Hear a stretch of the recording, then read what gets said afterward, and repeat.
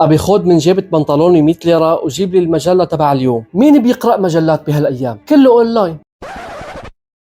مبسوط هيك؟ عصبته لأبوك؟ بلا فلسفة، روح جيب له المجلة. بيقول لك هل تعلم إنه الشاب إذا كان مع حبيبته أو خطيبته نسبة غبائه بترتفع 40%؟ يعني أي طلب من خطيبته أو حبيبته رح يشتري. مبالغة، ما في هيك شيء. هلأ حاليا الأمور تحت السيطرة. تحت السيطرة ها؟ مشان هيك على طول حضرتك مفلس وعم تشحد. عم اشحد إيه؟ لأني عم اشتري معسل وفحم. بعدين وإذا اشترى لحبيبته أو خطيبته غراض شو فيها؟ عادي. شو فيها؟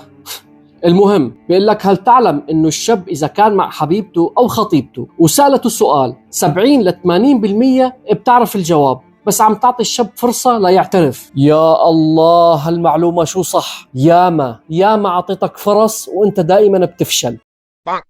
يا جماعة الخير، الزمن تغير، أساليب التمويه تغيرت وتطورت. ولا تغير ولا خرا. أنا حبيت أنصحك اوعك تكذب على خطيبتك. فهمان عليك. كفو أبو الشباب.